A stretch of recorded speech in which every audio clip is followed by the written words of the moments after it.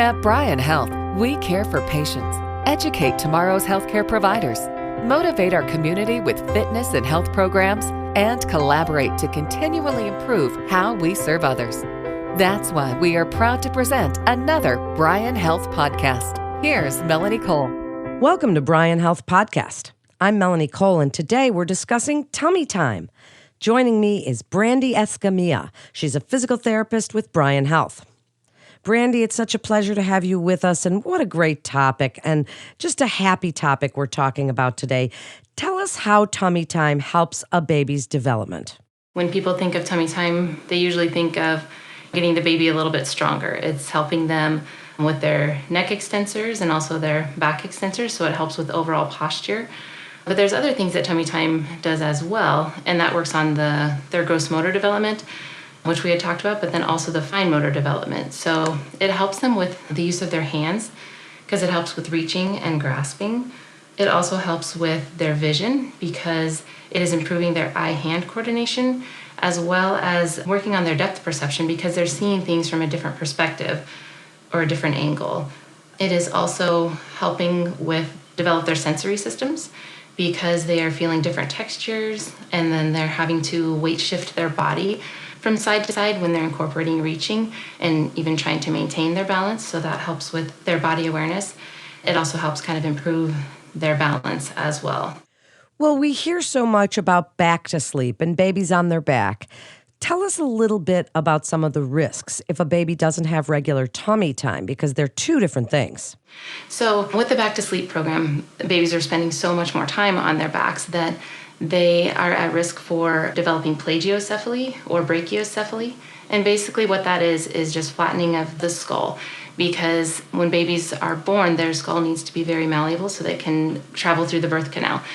If you're spending a lot of time in just one position, which they're doing when they're sleeping for several hours a day, then that flattening can occur on the side of their head, which then in turn can make it difficult for them to rotate their head to one side. And that, again, will affect their overall development by affecting their vision, their neck control, and their neck muscle strength, which then can result in muscle asymmetries that will affect their gross motor development later.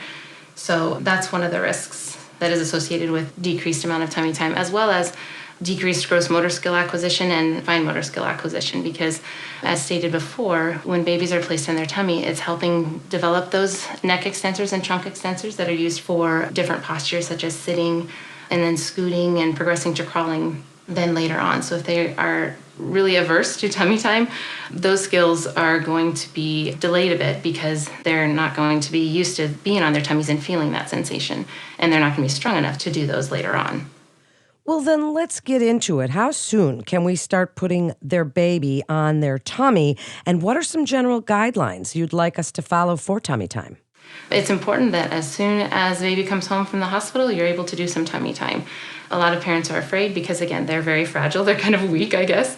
But it's important that you just kind of ease into it. And the easiest way for a newborn to do tummy time is chest to chest. So the parent lies down on the floor or on the couch, or sometimes maybe in a semi-reclined position, and places the baby on their chest. This is very comforting for the baby because, again, they're with their parent and they feel very safe. But yet, if that baby is encouraged to lift their head up, they can see that parent and have that interaction. Faces are so important to babies, and that's what they can kind of relate to. So they're going to be very interested that way. And then slowly increasing the amount of tummy time they get throughout the day and changing that up, the different positions that you can do to make it a little bit easier for them so they don't get bored with it, and then continuing to stimulate that development. There's different ways to do that. And again, you want to work up to about 60 minutes duration throughout the day, not all at once, but it's very important to do it throughout the day, and it always has to be supervised as well as when the child is awake, just because of the risk of SIDS when they're sleeping if they're placed on their stomachs. Ways to vary the tummy time would be, starting out still doing the chest to chest in that reclined position. Babies can then be kind of progressed to being on the floor, but it's important to realize that early on, they're not going to be able to lift their head as well from a fully horizontal position. So that's why sometimes we'll use like a boppy pillow or maybe a rolled up blanket or a pillow to place underneath their chest or under their arms so that they don't have to lift their head completely from that horizontal position, and it makes it a little bit easier for them. And then you can also carry your baby, supporting them in a prone lying or on their tummy position. You can rest them over your legs. And again, support their head as much as needed earlier on, but as they progress, you're not going to have to provide as much support. If they start to cry when they're on their tummy, it's an okay thing. Try to soothe them, maybe distract them with toys, or maybe vary the position a little bit. So maybe if they are completely on the floor on their stomach, you could put them up on the boppy pillow or maybe change them so that they're on your chest. But that would be a way to kind of increase the duration of the tummy time so that they can tolerate for longer periods of time. And again, to kind of build that strength and endurance that's so important for the gross and fine motor skill acquisition. It's great information, and I was going to ask you, what do we do if our baby cries when they're on their tummy? So what else do you want listeners to know about tummy time, the importance of it? The American Academy of Pediatrics recommends this, and it's so important, as you say, for baby's development. Wrap it up for us and give us your final thoughts on the importance of tummy time and the guidelines that we should follow. I would say, again, just making sure that every time the baby is awake, that you're trying to do some sort of tummy time. You're going to want to watch out for doing it immediately after feeding because that can put a lot of pressure on the child's belly. So you might need to wait maybe up to an hour before doing tummy time if they have just eaten. But again, that kind of varies with each kiddo. Just knowing that there's several different ways to do it as well and to incorporate those. And again, it shouldn't be hurting the baby. If they're crying, more than likely it's just hard for them and so they're a little bit upset. So we just need to find the way that is maybe going to work best for them and then continue to try to make it fun and distract them with those toys and do those interactions with them. Because we do want those kids to be able to be up and moving around so that they can continue to explore their environment and learn from their environment.